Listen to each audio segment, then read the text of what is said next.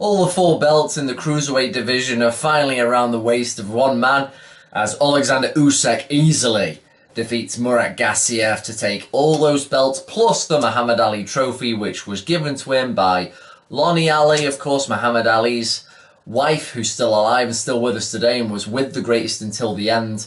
It was domination, pretty much, by Usyk.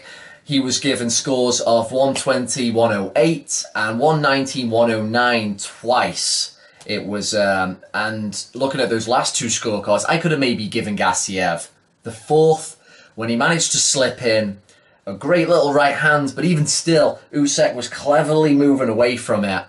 And his movement in general is what just completely dominated this fight. Now, of course, in boxing, we start with the feet.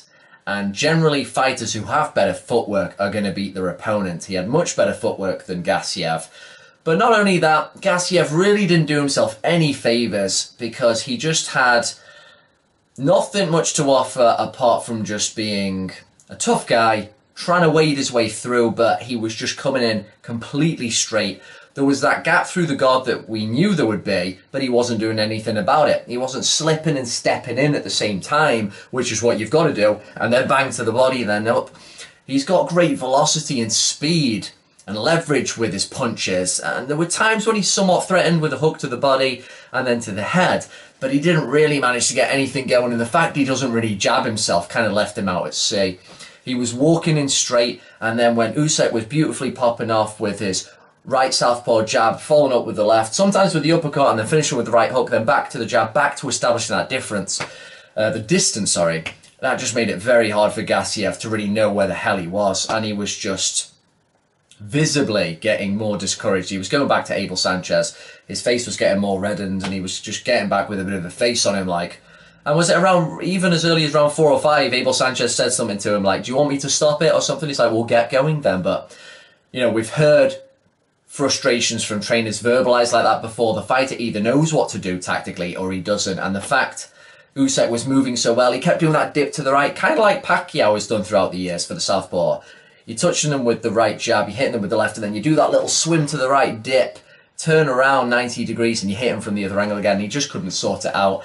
And Usyk was blocking well to the body, he was blocking to the head, it was high volume, the uppercuts were working. As I say, I could maybe give Gassiev one round. It was domination, he made it look easy. The guy's too hittable. He needs to learn how to slip a goddamn punch. Despite all his other good qualities, a very crisp and powerful puncher. There was a real class difference tonight. I thought it would have been closer. I thought maybe like 4 rounds, maybe, to Gassiev at least. But no, as I say, possibly 1. It was real. That didn't make... I had no problem paying for this on ITV. That didn't make it a washout. This wasn't a non-event because Usyk has always got a high work rate. He's always very entertaining to watch. And he finishes the fight without a mark on his face. He looks brilliant. An excellent cruiserweight. It really puts into mind now as well, where does Usyk rate pound for pound? Because he looked tremendous tonight. He looked really good. And then, of course, at the end of the fight, they ask him, what do you want to do now? Do you want to maybe go up to heavyweight and see what's going on? And then, in between his native tongue, I hear him mention Tony Bellew. And, of course, I know where that's going now. Bellew, of course, has mentioned Gassiev and Usyk before. He said he was up for it, and then Usyk put in the little footnote that he is willing to go up to heavyweight to make this fight happen. Now, in terms of potential escape route or ducking, I consider that checkmate for Usyk. Tony Bellew is going to have to address this, and he's going to have to basically stop trying to hope for an Andre Ward, I think, or a Tyson Fury.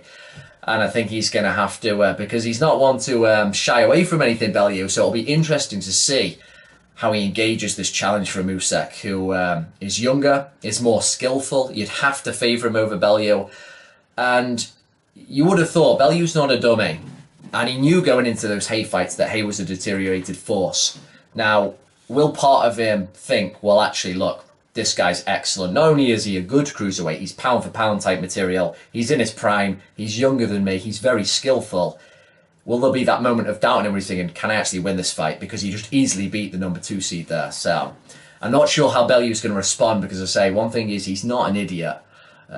So what do you think? Is Bellew going to bite at this chance? Is Usyk known enough? I was surprised this was even on ITV. Is he known enough for this fight to be made? But Yeah, first things first, congratulations to him, easily proving he is the best, really underline the fact he was the #1 seed in this tournament, and a brilliant pound for pound performance there.